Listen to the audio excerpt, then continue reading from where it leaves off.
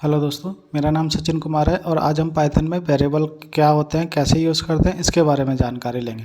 तो सबसे पहले जानते हैं वेरिएबल क्या है। जब हम एक कोई प्रोग्राम रन करते हैं तो प्रोग्राम हमारा जब रन होता है तो उसमें कुछ वैल्यू हम स्टोर करते हैं, कुछ वैल्यू हमारी प्रोड्यूस होती है।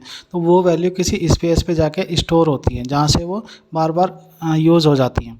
तो उस स्पेस है उसका एक नाम दिया जाता है। उस नाम को का जो लेबल होता है उस लेबल को हम वेरिएबल कहते हैं। जैसे ये स्पेस हुआ, इस स्पेस को हमने एक्स लेबल दे दिया तो ये हमारे लिए क्या हुआ, वेरिएबल ये हुआ। कि पाइथन जो वेरिएबल होते हैं, पाइथन के वेरिएबल होते हैं are the reserve memory location use to store value within a program. ठीक है, इस तरह से हम वेरिएबल डिफाइन करते हैं। अब वेरिएबल हमारे जो अभी पुरानी लैंग्वेज थी उनमें सी और C++ उनमें कॉन्सेप्ट अलग था और जो हमारी पाइथन है उसमें कॉन्सेप्ट अलग है।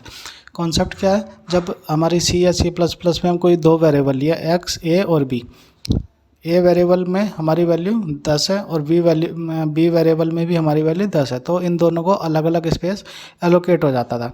जब ए की वैल्यू मैनिपुलेट होती थी तो सपोज यहाँ से 10 से 15 हो गई, 10 इसका स्पेस मतलब जो इसका लेबल था, एड्रेस था, वो सेम रहा। लेकिन पाइथन में क्या है, जब हम कोई वेरिएबल बनाते हैं अगर वो वैल्यू उस वेरिएबल की वैल्यू सेम है तो एज अ ऑब्जेक्ट वो उसको यूज़ करता है, एज अ ऑब्जेक्ट उसको ट्रीट करेगा। देन दोनों वेरिएबल के लिए सेम एड्रेस होगा। जब हम इसको प्रिंट करेंगे आईडी फंक्शन, अभी हम बाद में बताएंगे आईडी फंक्शन क्या होता है। आईडी फंक्शन इस जो वेरिएबल है उस वेरिएबल का मेमोरी एड्रेस प्रिंट करने के लिए हम यूज़ करते हैं। तो जब हम इन दोनों का एड्रेस प्रिंट करेंगे तो हमारा सेम एड्रेस आएगा, लेकिन जब हम इसमें एड्रेस प्रिंट करेंगे तो हमारा अलग अलग एड्रेस आएगा। ये एक डिफरेंस होता है पाइथन में और C++ प्रोग्रामिंग, जो अदर प्रोग्रामिंग लैंग्वेज थी उनमें। इसी तरह से जब हम ए की वैल्यू को मैनिपुलेट करके हमने 15 कर दी, देन इसको सेपरेट स्पेस एलोकेट हो जाएगा। लेकिन जो बी वैल्यू है, जो इसका जो मेन वो था, वो हमारा बी में शिफ्ट हो जाएगा एड्रेस। लेकिन अगर हम बी में भी को भी मैनिपुलेट करते हैं तो ए के तो चेंज हो गया था, ये 150 हो गया था, देन बी का भी चेंज हो जाएगा।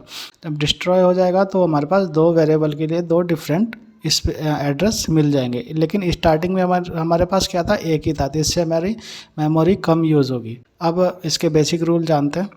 बेसिक रूल में क्या है कि पाइथन के जो वेरिएबल होते हैं उनको हमें डिक्लेयर करने की ज़रूरत नहीं होती। इंटीजर वैल्यू तो उसको हम इंट में डिफाइन करते थे अभी प्रोग्रामिंग लैंग्वेज में। स्ट्रिंग है तो इसको स्ट्रिंग में या करैक्टर स्ट्रिंग में करते थे। ठीक है, ट्रू या फॉल्स में तो उसको बूलियन करके हम इस वेरिएबल देते थे। लेकिन पाइथन में ऐसा नहीं है। पाइथन में केवल हम नाम लिखते हैं, उसकी वैल्यू डिफाइन कर देते हैं तो वो ऑटोमेटिकली अपने आप ये ले लेता है कि किस टाइप का वेरिएबल हमारा है।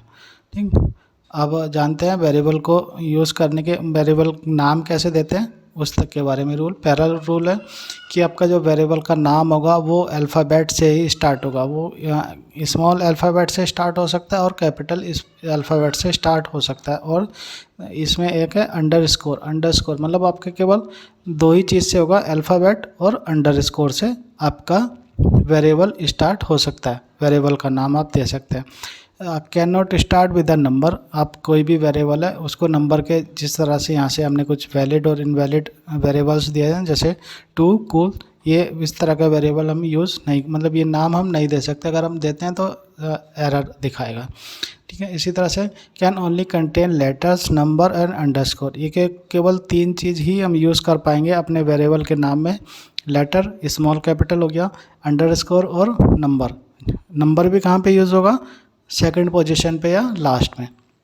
ठीक है, इस तरह से। और चौथा रूल है, ये हमारे केस सेंसिटिव होते हैं। केस सेंसिटिव मतलब माई वेयर और माई वेयर दोनों देखने में वो लग रहे हैं लेकिन दोनों अलग अलग होंगे, डिफरेंट होंगे। ये जैसे ही हमने कुछ वैलिड और इनवैलिड दिए, यूज़र अंडरस्कोर नेम, यूज़र इसमें क्या हुआ, करैक्टर हुआ, और अंडरस्कोर हुआ, ये वैलिड है।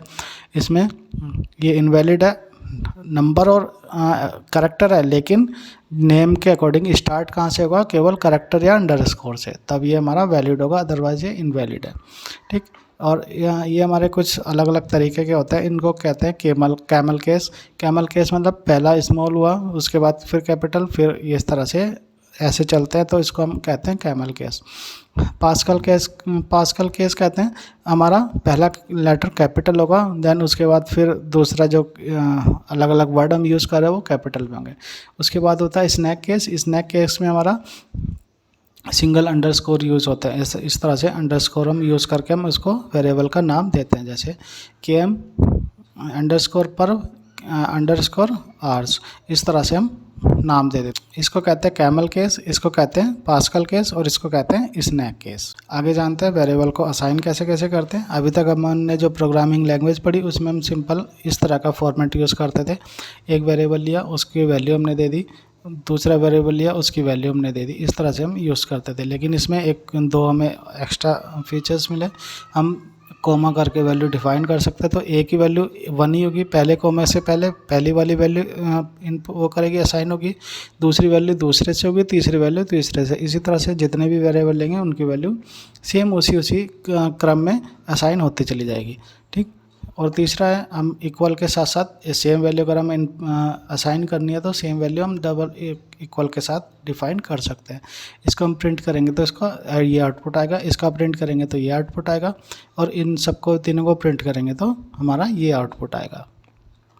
इसी तरह से वेरिएबल के कुछ टाइप हैं जो ऑटोमेटिक डिफ़ाइन होते हैं, इसको आपको डिफ़ाइन करने की नहीं होती। जैसे टेक्स्ट हो गया, नंबर हो गया, प्राइस किस तरह का हो गया, ये ट्रू और फॉल्स में हो गया, ये एरे में हो गया। इसको हम चेक कैसे करेंगे किस तरह का हमारा वेरिएबल है, तो उसको लिए टाइप फंक्शन होता है, टाइप फंक्शन लिया, देन उसके बाद वेरिएबल का नाम दे दिया, क्या किस वेरिएबल को हमें चेक करना है। ये हमारा इस तरह से हमारा टाइप चेक हो जाता है। अभी हमने बताया था जब हम एड्रेस प्रिंट करते थे किसी भी वेरिएबल का, तो उसके लिए फंक्शन होता है आईडी। आईडी हम जैसे हमने कोई वेरिएबल लिया, इसकी वैल्यू 10 ली, इसको आईडी के साथ, आईडी फंक्शन के साथ इसको प्रिंट करेंगे तो हमारी ये वैल्यू हमारी आएगी। इसी तरह से वेरिएबल को अगर डिलीट करना है तो डिलीट करने के लिए भी हमारे पास ऑप्शन होता है, वो होता है डेल। डेल लिखा, उसके बाद जितने वेरिएबल का हम नाम लिखेंगे कोमा के साथ, उतने वेरिएबल हमारे डिलीट हो जाएंगे। इसी तरह से कास्टिंग होता है। कास्टिंग का मतलब होता है एक टाइप के वेरिएबल को दूसरे टाइप में करना। मतलब जैसे एक्स हमने कोई इंटीजर लिया था तो एक्स को हमें स्ट्रिंग में कन्वर्ट करना, तो स्ट्रिंग के लिए क्या होता है, str फंक्शन होता है।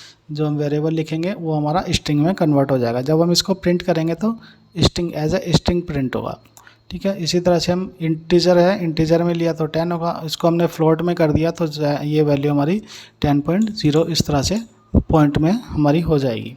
इसके बाद पाइथन हमारे दो तरह के वेरिएबल होते हैं, एक होता है लोकल वेरिएबल, एक होता है हमारा ग्लोबल। लोकल वेरिएबल क्या होता है, जब हम कोई फंक्शन बनाते हैं उस फंक्शन के अंदर अगर हम कोई वैल्यू डिफाइन करते हैं, कोई वेरिएबल क्रिएट करते हैं उस फंक्शन के अंदर, तो वो हमारे कहलाते हैं लोकल वेरिएबल, ठीक है।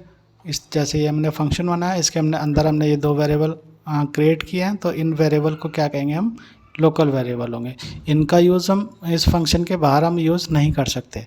तो जब हम इसको प्रिंट करेंगे, प्रिंट हमने फंक्शन लिया, यहाँ से हमने वैल्यू पास की थी, यहाँ से हमने वैल्यू पास की सम फंक्शन में, सम फंक्शन यहाँ गए, यहाँ दो वेरिएबल क्रिएट थे, ये वैल्यू हमारी यहाँ पे स्टोर हुई, देन इन दोनों का सम हुआ और रिटर्न होके हमारा सेम यहाँ पे आया जो हमने प्रिंट किया। तो इसकी वैल्यू कितनी आई, 15, क्योंकि 5 और 10 15 होता है, ठीक है।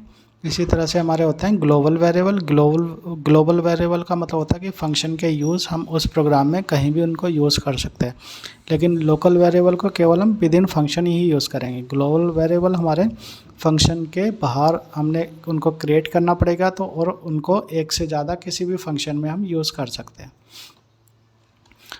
ठीक है। जैसे ये हमने कोई वेरिएबल बनाया x10 और वो x5 हमारा और y10 हो गया, इसको हम डिफ़ाइन किया, ये फंक्शन लिया, सम किया x और y, देखिए वेरिएबल यहाँ पे था लेकिन इसको यूज़ हमने यहाँ पे कर दिया, रिटर्न किया इसको। इसी तरह से हम अलग फंक्शन बनाएंगे, उसमें चाहे हम एक वेरिएबल यूज़ करें चाहे दो वेरिएबल यूज़ करें, उसको हम हर फंक्शन में यूज़ कर सकते हैं। क्यों, क्योंकि वो हमारा ग्लोबल वेरिएबल